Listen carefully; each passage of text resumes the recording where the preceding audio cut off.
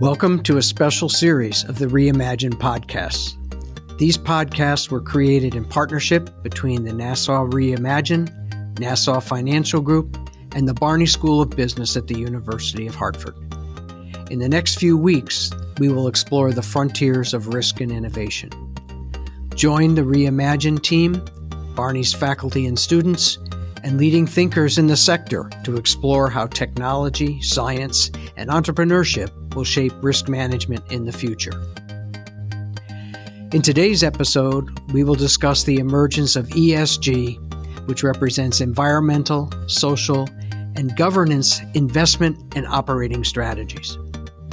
ESG has emerged as a powerful foundation for resilient culture within organizations. ESG operating and investing criteria provide a framework for operational decision-making, strategic direction, and corporate behaviors. Adoption of ESG criteria is becoming evident in many organizations, both for-profit and nonprofit entities. The paradigms of the past, sacrificing short-term gains for long-term returns, have been disproved through academic research. ESG has evolved into a cultural context for management, which has demonstrated value in the short term and added value in terms of organizational sustainability as well as operational agility and flexibility. Hi, this is Paul Tyler, and welcome to another special episode of the Reimagine podcast. Laura, do you want to set the stage?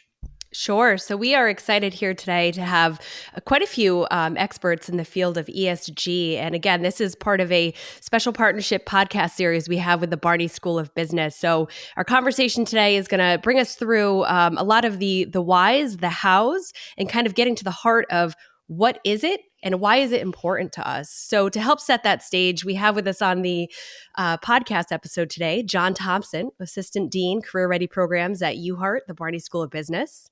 We have Anthony Sensman, a student at the Barney School of Business, a finance major with a passion for finance and problem solving. Bob Smith, President and Chief Investment Officer with Sage Advisory. Emma Harper, Senior Research Analyst, Sage Advisory, and Andy Pareda, Senior Research Analyst with Sage Advisory. So we have quite a group of individuals with us here today. And, let's just start right in. Anthony, I'll hand it over to you. Yeah, thank you so much. My first question for Bob here would be, starting at a high level, what is ESG? Sure.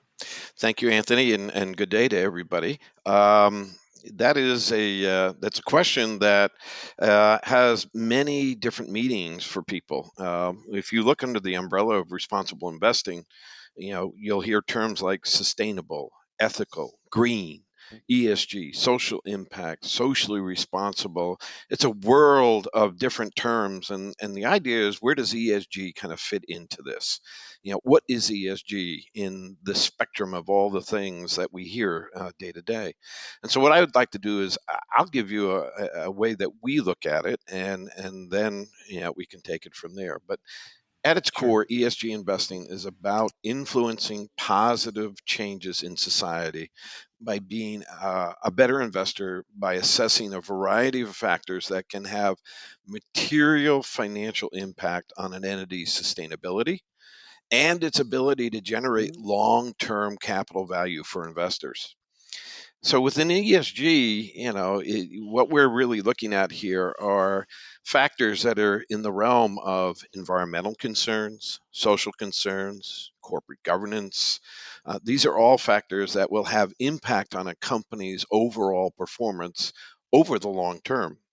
So by considering these factors, we are also taking a bit more of a holistic view of what is a company all about, and what are the risks that are not necessarily financial risks like I see on the P&L or on the balance sheet, but actually have direct impact on all of those numbers I see on those financial statements. And so this is kind of exercised through a closer look at basically three criteria. First is the environment. And here, what kind of impact does a company have on the environment? And what are we trying to get at when we do that? We want to look at the conservation of the natural world.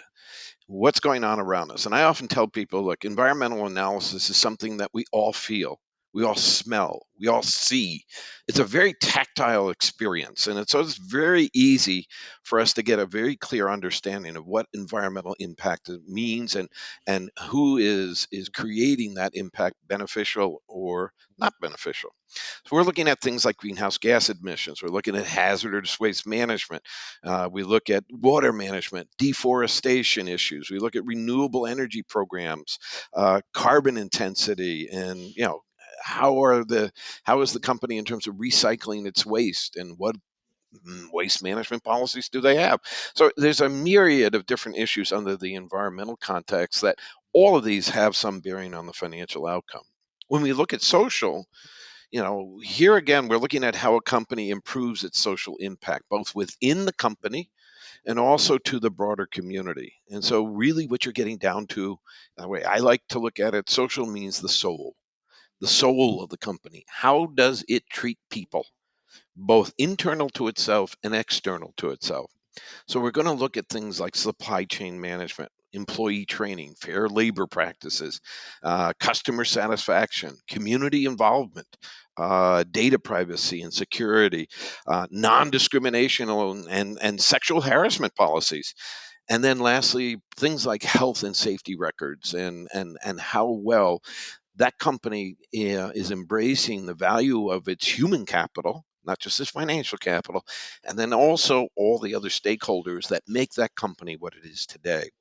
And then lastly, we look at governance. And here, governance is really the intellect, it's the intentionality and the execution of intention. And so when I look at governance, that's what I'm trying to assess from the management of the organization. So we're going to look at things like bribery and internal corruption policies. We're going to look at ESG performance targets. Do you have them?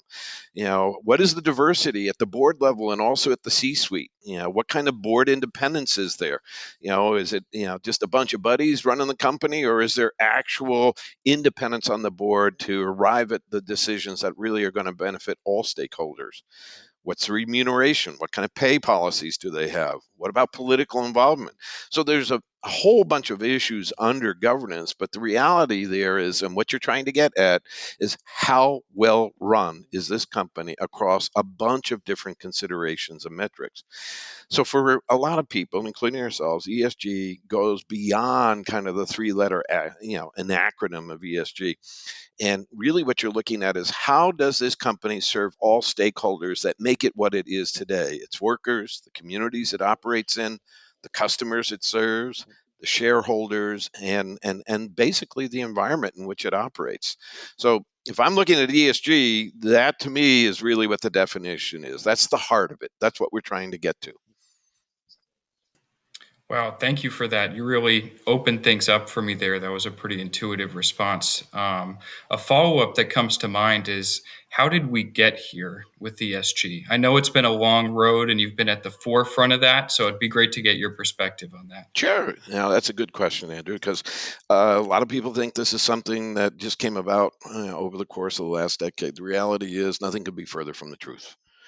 If you really think back to the days of the settlers and many of the religious bodies that came from Europe that settled the United States, whether it's the Pennsylvania Dutch or the Quakers and so forth, you'll find that within their core values, there were many things that related to today's expression of ESG, and not only on social levels, but also environmental. So you can go all the way back to the 1700s, 1800s, and so forth, and find that that is where the whole notion of ESG actually got rooted, and then over time it became more and more expressed in a more formal sense. For me, the 70s, and I am a child of the 70s. That's I went through high school and college during those years, and it was a very important time because that's really where the whole ESG movement, the whole sustainable movement, really established its footing. And in 1970, believe it or not, Richard Nixon established the EPA through executive order. So there can be some good things from executive orders. And we also had our first Earth Day. And today now we've got millions of Americans, people all around the world that celebrate Earth Day. But the early 70s was really, what I thought was the breakthrough moment. And then we go through the 80s, and we go through the 80s into the early 90s, and all of a sudden, people were looking at socially responsible investment. Alcohol, tobacco, pornography, various different forms of human labor issues, and how we were treating citizens around the world, areas like South Africa and so forth, apartheid, all of those came under consideration, and they also got they were woven into the ESG fabric, if you will, in terms of, what do we really aspire to, and how do we sustain ourselves to and get to a higher plane. Then you get to the 2000s, and in the 2000s is really where structure started to take place and framework started to assemble. And that was really led by Kofi Annan, who sadly is no longer with us, but he was the initiator of the UNPRI and the principles for responsible investment. And it's through his efforts that he gathered, the economic powers of the world to really coalesce around the United Nations and really establish a framework, as we know them, the Sustainable Development Goals, 17 of them, that we should all aspire to and support for a better world. And from that time, we have seen a number of financial institutions now join forces with the UNPRI, which I'm happy to say we are a signatory and have been since 2017. But you have well over 3,500, almost 4,000 major financial institutions that are now supporting the principles for responsible investment. And there isn't indeed an insurance company, a bank, a major financial services firm today that's not on that list and does not subscribe to those principles and those values. So here we are today, now, looking at all this history and looking at the evolution. And I think that we're going to start to see the ball change, and the rate of change is going to start to pick up like Moore's Law, right? And so yesterday we had the announcement of the SEC that just brought to bear on everybody within the US system what they expect companies to do going forward in terms of reporting and acknowledging climate risk and what they're going to do about it and how they intend to carry it out and be able to be accountable and transparent about that. And so I think this is a big evolutionary step. Lord knows, since 1970, we never would have imagined this happened. But eventually, evolution does take us to things like yesterday. So I'll leave it there. But I think that'll give you a good background. So Bob, let me just jump in. So if I'm an investor, I'm the chief investment officer at an insurance company, and I'm looking to where to allocate assets, and I put money in the ESG bucket. Am I sacrificing short-term gains for the social good? Is that always the case? I don't believe that you are, and I think was it Emma, you might be able to jump in on that one. Sure. Yeah.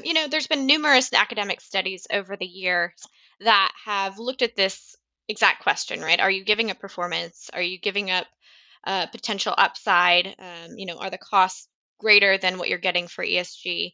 And overall, it's said no. The academic studies have come out and said you're getting the same return, if not better return. So for us, the benefits are numerous.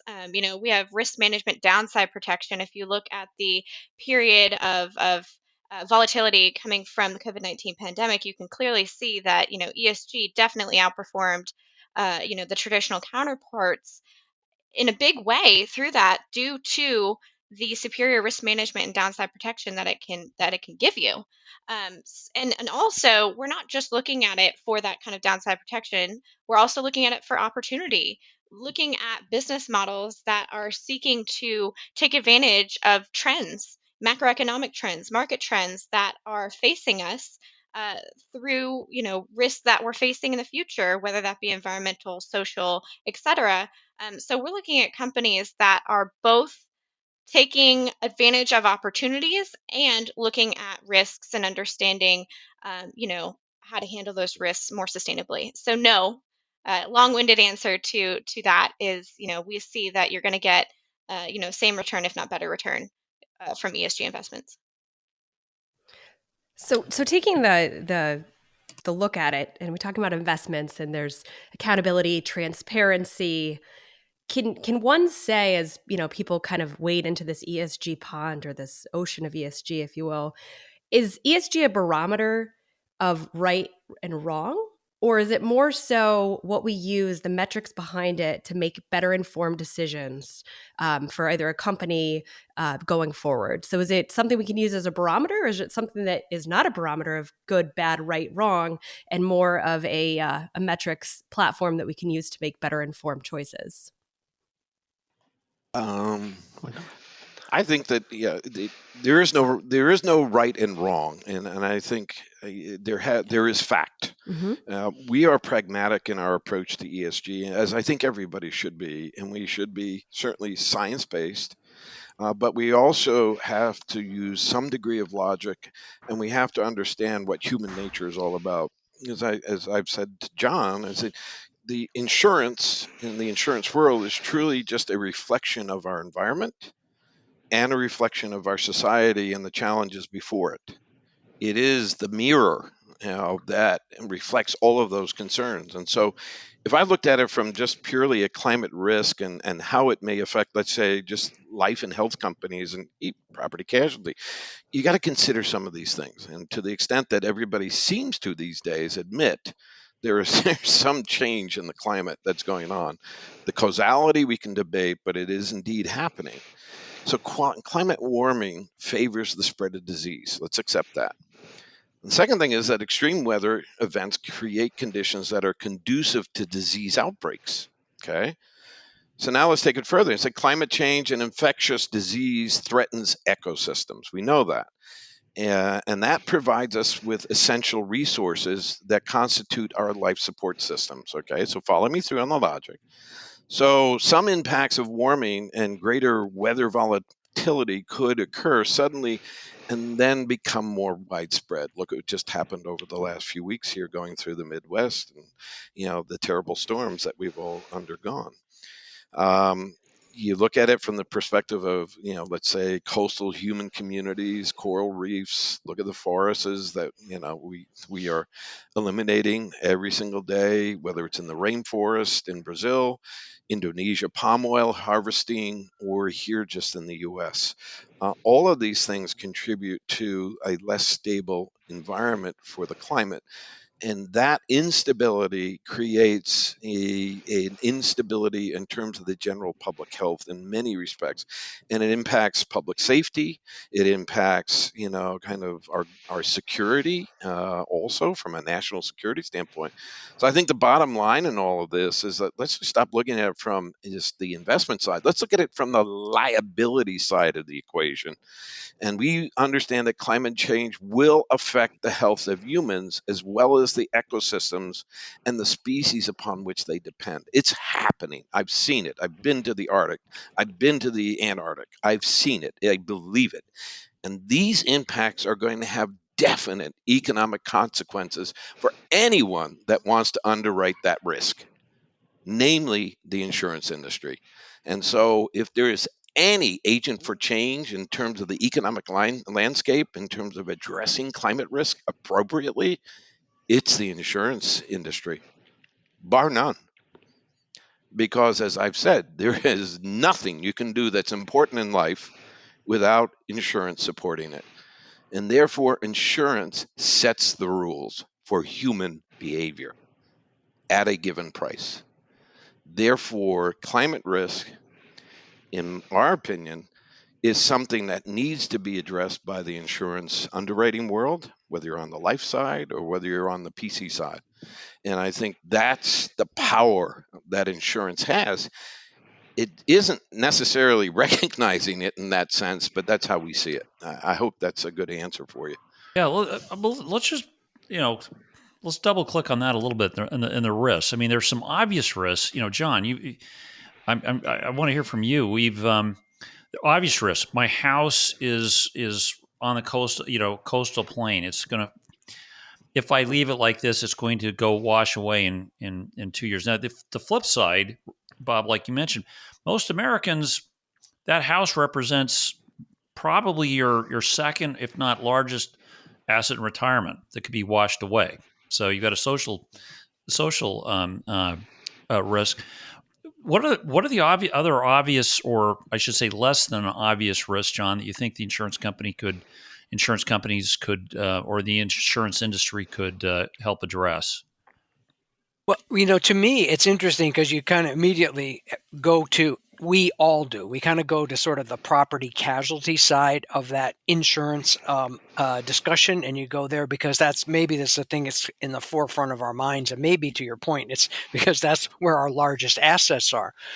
But Bob made a very interesting quote, which I wrote down, which I thought was great, about the insurance sets the rules for human behavior. And I thought that was really interesting because in kind of sitting here in part of tri-state in the edge of New England is there's a huge life and health insurance industry here. And it's interesting because we don't hear those companies typically talking about ESG and climate change as really the impacting them, where they think it's only an issue. But when Bob puts it in terms of the human behavior, that insurance sets the rules for human behavior, that applies across the board to both property casualty and with life and health companies as well. And I thought that was very interesting to me because that a little light bulb went on for me. So I see that as kind of a pearl with respect to ESG investing that sort of opens up the insurance sector, if you will, to a much broader audience to listen to these concepts and think about what does it mean for them, and follow sort of Bob's, when he went through and laid out that from sort of climate change, we can't argue it's changing, but we can debate what's causing it, to what the impacts are, and you can start to show the impacts to your house on the shore that's more at risk today, but also you can I think protract that to certain lifestyle or choices or behavior choices that people make that increase their own personal risk, their own health risk, or their own life risk. So I thought that was pretty interesting. So I think it really opens it up more broadly. The University of Hartford Barney School of Business is recognized nationally and internationally for its ever-evolving curriculums, experiential learning opportunities, and innovative career-ready programs. The school has been ranked as one of the top business schools in the country by both Bloomberg Business and the Princeton Review. The school's AACSB accreditation places the Barney School among the top 5% of business schools in the world. What about from a transition perspective? I read how many jobs green energy will create, but then Bob, if I'm 57 years old and I'm a miner in West Virginia, I don't know anyone who fits that category, so I better. That may be great for other people. It's not for me. I mean, could products like annuities help fund broad scale transitions from one sector driving jobs to another? I mean, has there been much exploration on that power of the insurance company? Andy, you want to pick up on the transition issues? I'll pick it up on the back of your statement. Yeah, I think the transition is a very important thing just in general. We haven't explored specifically using things like annuities, but I do think in general, this idea of, how does the US, how does the world transition to a clean economy, I think is something that definitely resonates with people. And as we can see now with our energy crisis that we're experiencing here in America, it's at the forefront of people's minds. And so I do think that there has, this idea of a just energy transition is something that resonates with people, because it is not easy enough just to snap your fingers and weave in yourself the world of coal, right? With places in the United States, there's some utility companies that right now are over 50% coal production still and using from a power output. That being said, when Bob talks about these things like climate risks, and we see the amount of externalities that are associated with coal, not just climate change factors, but also just overall health. If you look at the number of people that have died from just coal power in general, whether it's from a mining perspective or just the communities that are at these coal-fired plants, it's a lot, and it has some externalities. And so we do have to kind of take those things into consideration and weigh the cost benefit analysis of these jobs in places like West Virginia, and also the effects that it has on those communities, on those people. But it's a double-edged sword. And I think, at Sage, we like to think about a pragmatic transition. And I think that's going to be the key. Is we can't, with our supply chains, we can't just say, let's build all wind and solar overnight and then have battery storage to try to supplement it. That's just not feasible right now. And so we have to have these conversations as to what does it look like? What are we doing now? What are we doing 10 years from now, 20 years from now? And we have to keep on adapting and looking at, every year is different, right? We didn't necessarily anticipate Russia to invade Ukraine. So we now have to adapt and kind of reassess, the then and now. It's great to have a plan, but right now we're seeing that kind of that plan is getting thrown upon itself, and now we have to address it. So hopefully that covers kind of a big picture view of how Sage views the transition. On the insurance side, I know Bob might have some good perspectives on potential innovative products and other ways to look at the industry as well. I think that if I'm looking at it purely from the annuity side of the business, the industry has had some significant challenges over the last several years of the newer generation, our X generation, our millennials are underinsured when it comes to life and annuity purchases, even during the early parts of their family formation. And there's a lot of different reasons for that.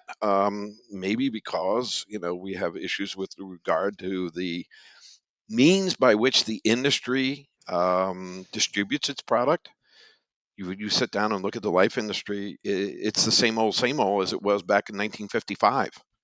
I'm going to go down buy a life policy from my local agent, just like my dad did. When the vast majority, the largest segment of our workforce does everything online.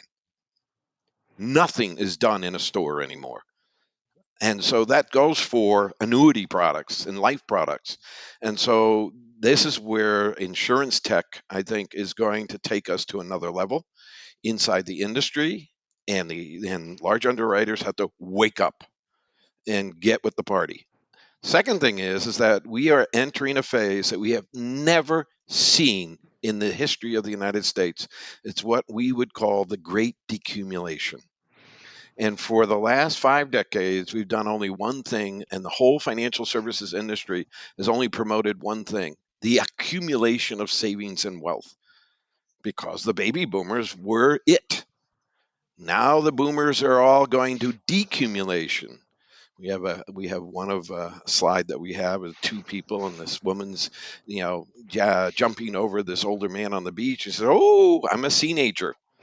And so life is carefree, as a teenager. But the fact of the matter is, we have undersaved, and we were sadly underprepared for the great decumulation when you look at the average balances in 401ks and so forth. And so retirement income and retirement income design is probably job one for the insurance industry right now, because if we don't, that S in ESG, unfortunately, is going to be sadly tested by public services that are going to be drawn on by the number of people who are boomers or in their retirement years that have no savings. And so what do we do about this? And this is where the insurance industry, I think, has a great opportunity. And then the second thing is that the last thing I'll leave you with is that how do I get a millennial to buy a life contract or an annuity, particularly since they just bought a new home and they need to protect their family? Well, maybe product design should include some sustainable investing, some thematic investing that they can relate to, rather than we'll just take your money and stick it in the same old big old oil companies and mining companies and so forth. Product design at the investment level will help and aid in accumulating assets from the millennials for the insurance industry. Oh, I love it. On product design topic, here's one. I was Laura and I were involved in a climate forum about 2 weeks ago, and Nature Conservancy was there and heard about parametric insurance and what they're doing with a coral reef off the peninsula of Yucatan Peninsula in Mexico. So hurricane hits said ocean reef. Funds have been contributed by all of the resorts, I guess, and properties benefiting from this. Gets paid to group taking care of said reef. I don't know, John. Is that a future product?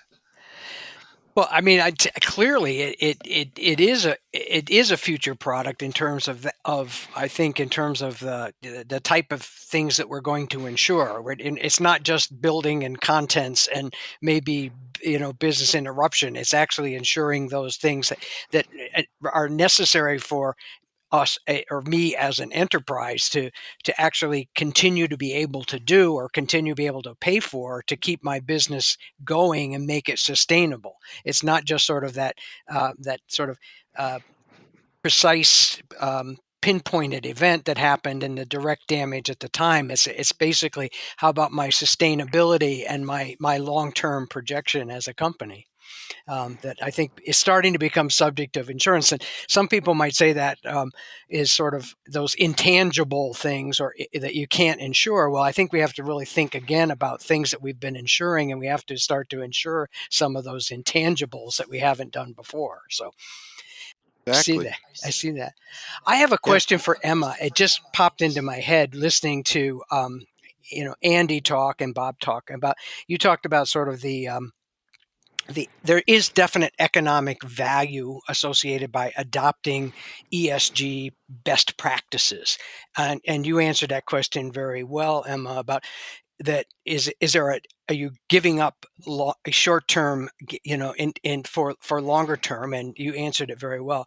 The thing that struck me was that it seems to me, but I didn't think about this, that another value of ESG investing is actually giving you as the follower of ESG the ability to be agile and pivot and transition, where other people who may not be taking that view are going to be left struggling a little bit. What do you think about that perspective? Well, when you're talking about pivoting, maybe taking advantage of upcoming, market trends that we haven't necessarily seen in the past, I think something that ESG kind of focuses on is these changing macroeconomic trends and how that will impact things like investments or even business operations.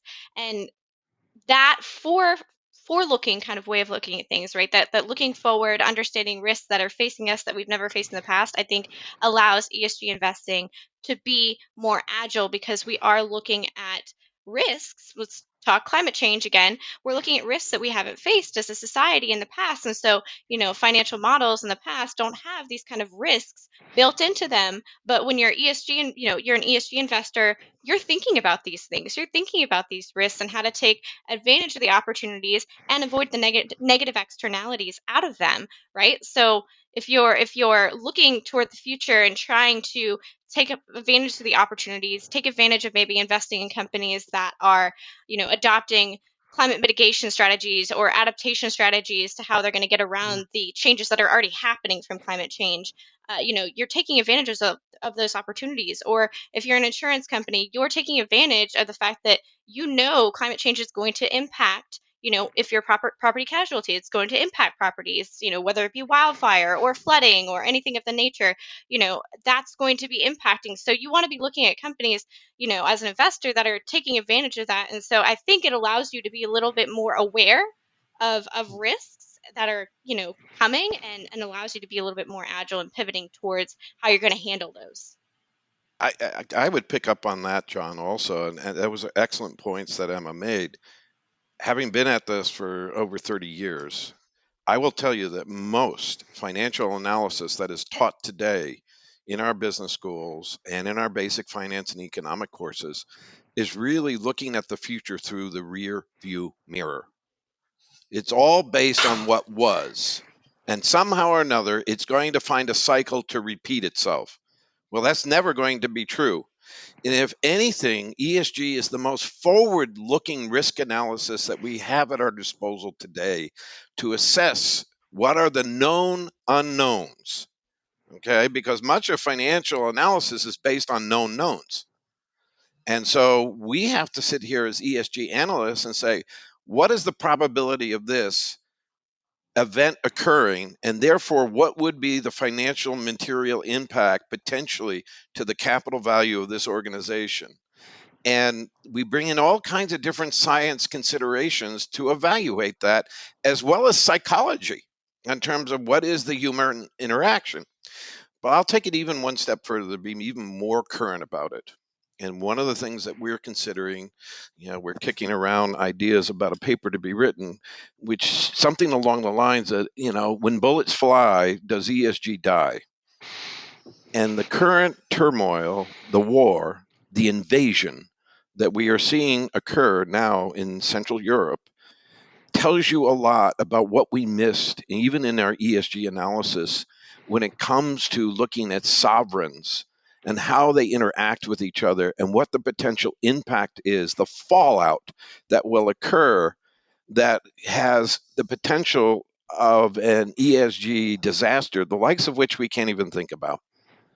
And so here again, we find it almost incredulous that people would still be sitting here saying, I don't mind investing in companies who support regimes that don't mind killing women and children at will. There's something wrong with that from an ESG complex perspective, even from the insurable risk side.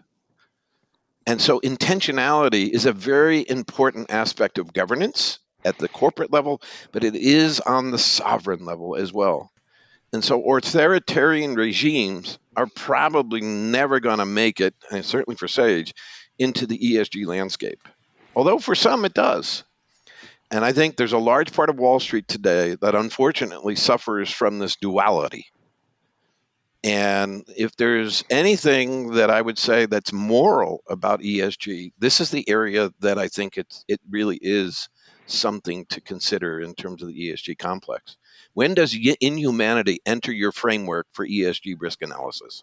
Well, I think when Chernobyl is attacked and a couple other nuclear reactors are attacked, and suddenly we were worried about toilet paper. Suddenly, the iodine tablets get in short supply in Europe. I think, Bob, that says a lot, right? About Well, let's think of it. Even take it one step further, Paul. And here we are listening to what would be a madman talk about using some kind of a tactical nuclear warhead. Yes. And dropping it in the center of Ukraine. Now, do you realize that the spill out effect of that, just dropping it in the middle of the wheat fields of the fourth largest producer of wheat on the planet, do you understand what the starvation will be felt through North Africa, the Middle East, and Western Europe? Unparalleled. And never, ever to be used for the rest of our lifetimes. That will be totally eradicated. And so these are the strategic issues that we think about in ESG, because the fallout from a social perspective is almost unimaginable, but it's that simple. And so, I think that, yes, it's important to consider, the rights of people and so forth, but we now are taking it to the next step and say, if in fact they do this, what are the ripple out effects in terms of, food and availability of food to not only Europeans, but we were reading the other day about Egypt. 70% of Egypt's wheat intake for its 107 million people comes from the Ukraine. Will we see a wheat crop planted this year in the Ukraine? I doubt it. So it then has spill-on effects in terms of inflation, which then has spill-on effects in terms of now what is the lifestyle of this economy in terms of making the big adjustment and what gets cut out. Well, I can't have that surgery that was elective. I'm not going for my cancer therapies because I can't afford it. There's a number of other things that start to have a knock-on effect that will have a very diminishing economic impact, but also have adverse insurance consequences. And so these are the things that, you don't want to sit there and go too far down that rabbit hole. But this is where ESG, I think, is an immensely strong advantage in terms of how to think about the world and what the potential outcomes are. Well, this has been fascinating. Now we're sort of at the top of the hour here, and John, make you bring it home. One thought I had, it's interesting. Is like, how do you get that type of thinking, and who is in the position to do it? You think we started talking about the obvious property and casualty risk, floods, famine, 1 in 100 year events. Yet the whole insurance company is written. They only you could say that the insurance company only has a 12-month perspective because that's when the policies are up, right? So where do we go from here? But I think that's really interesting, and that was like one of the questions almost exactly about the question I had, and I was going to pitch that question to Andy because you clearly see sort of roadblocks or barriers to people or organizations adopting ESG thinking. But then we also see, like in recent weeks, like with companies like Swiss Re accelerating their adoption. And I wanted to get, Andy, your perspective on that. What do you see as the roadblocks? But what do you see as the things that once a company gets it, like Swiss Re, I think has gotten it and has been championing this approach to ESG in the recent years, particularly, probably even longer than that. But and then now they're accelerating their implementation. That's a great question. I really think it does, first off, start at the top, right? There has to be a commitment from the board and executive management to basically press the I believe button that this is a value driver, right? It's solid risk management. It's not meant to be a virtue signaling tool, and it's meant to help both manage risk as well as create long-term value for you, your shareholders, your stakeholders, your employees, everybody. And so I think it really needs to start out at the board of directors level. We need to see things like, do we have a sustainability committee on that board of directors? A lot of companies don't have that first step that is a big one that's necessary. I think once that gets in place, right, and it becomes the part of the DNA of the firm company level, I think we're going to see a lot of movement on actually seeing progress, right? Because now you have a board that's going to be monitoring progress, seeing if are we hiring new employees that have specialty skills that help us manage and disclose on ESG data. And that's just at the operations level, right? When you start talking about the investment level, we need to help actually manage ESG better at the investment level. We need all these other companies that are, part of that investing bucket to also be making those changes. So it's a big ecosystem, I think, and it all starts at management and the boards, pushing for that change. And that can be, as investors, we have the ability from, shareholder advocacy to help steer that. But so it can come from there's a lot of different angles that we can start seeing kind of a push for it. And I think that once we see that, we're going to see a lot better reporting, a lot better management of it. And I think that's kind of, when we start at the top, we really will see a lot of improvement. And again, it's, there's so many positive benefits from ESG management. It can be brand value, right? We talked about the millennials and Gen Zers and your employees that really want to see those kind of ESG initiatives. You have good employee retention when you start looking at things like human capital, in the great resignation that we're seeing, there's benefits there. I mean, we could talk for hours about the benefits, both at the investing and operations level. So for companies that aren't doing it, it's really just a missed opportunity in our mind. Interesting. Yeah, I think it's interesting, and one thing that really struck me was the point that Bob made, and this takes us back to, since I work, I sit and work and live in a business school, and Bob's point about how teaching finance today has been based upon teaching finance by looking in the rear view mirror.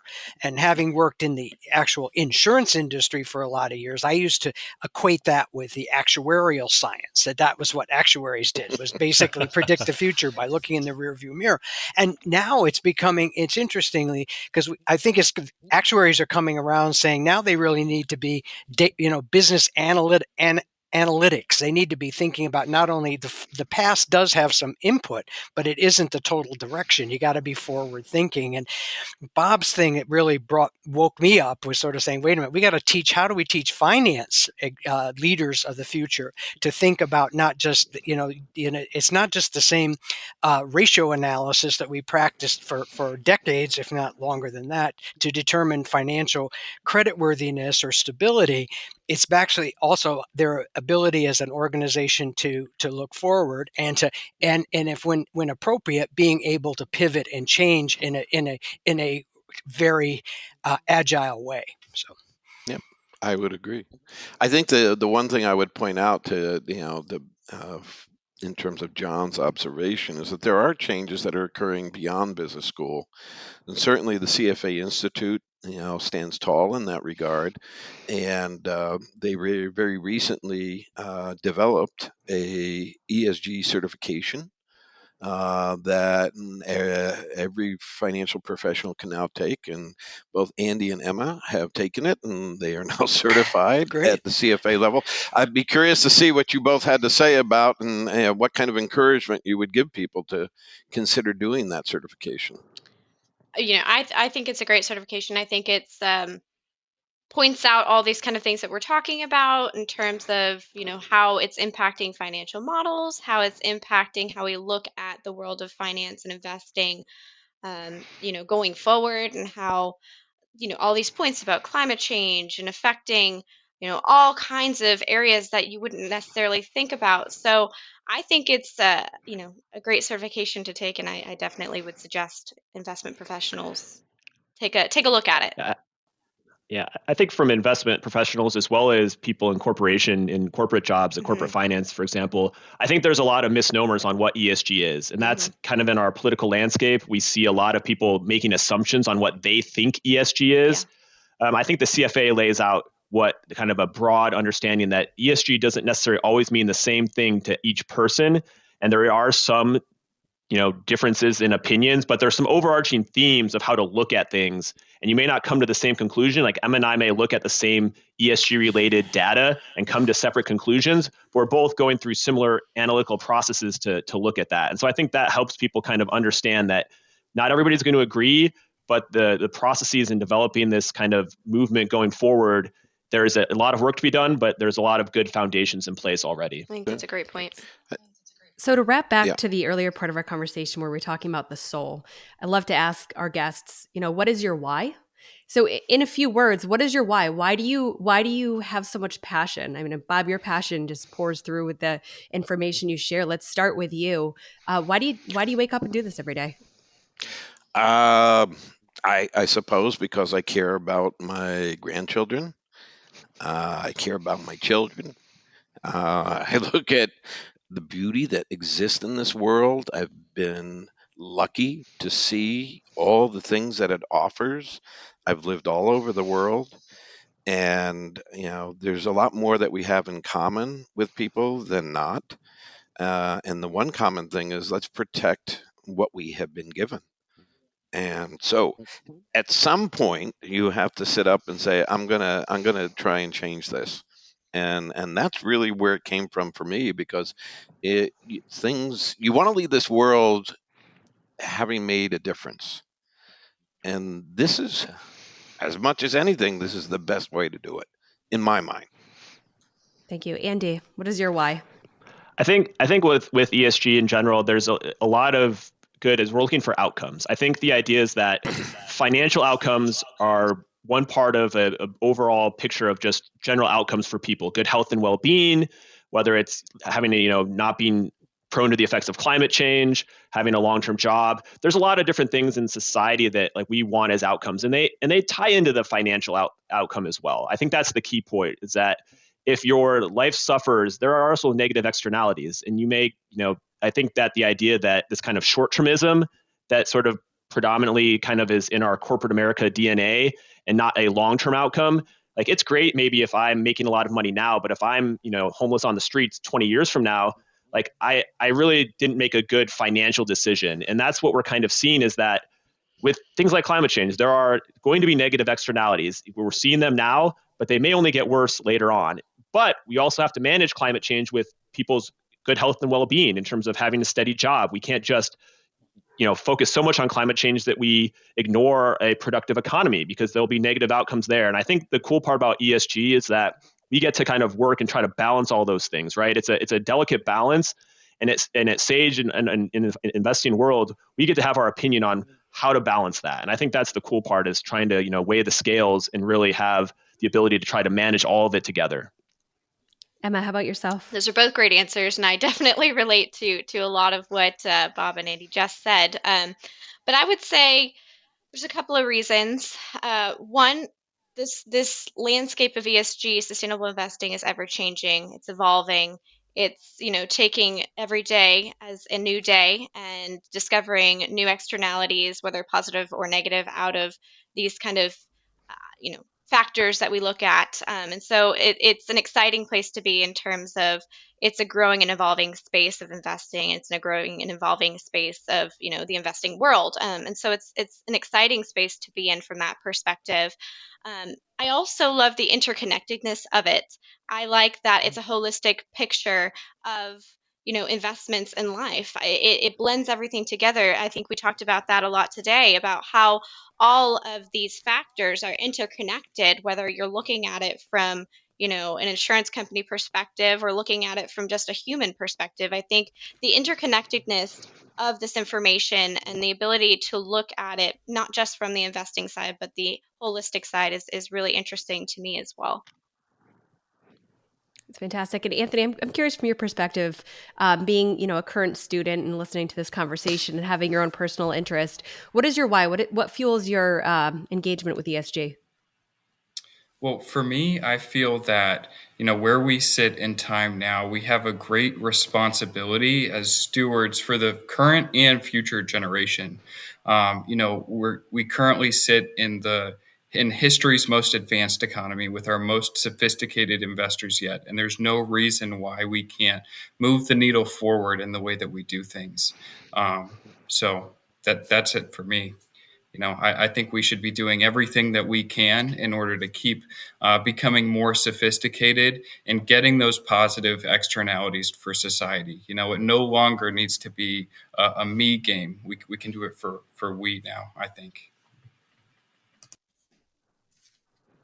All right. Hey, listen, thanks so much.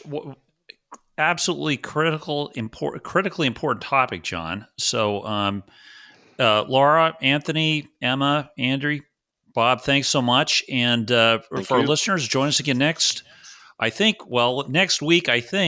for continuing podcast series with this Barney School. So, John, thank you. Thanks so much. Absolutely. Thank you, guys. Thanks, Thank everyone. you all. Thank you. The University of Hartford is based in Connecticut, an integral part of the tri-state region.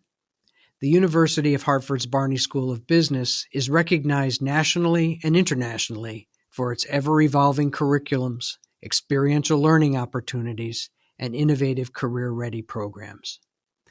The school has been ranked as one of the top business schools in the country by both Bloomberg Business and the Princeton Review. The school's AACSB accreditation places the Barney School among the top 5% of business schools in the world. Thanks for listening. If you enjoyed the show, please rate and recommend us on iTunes, Stitcher, Overcast, or wherever you get your podcasts. You can also get more great information about this company and other great startups at imagine.nfg.com.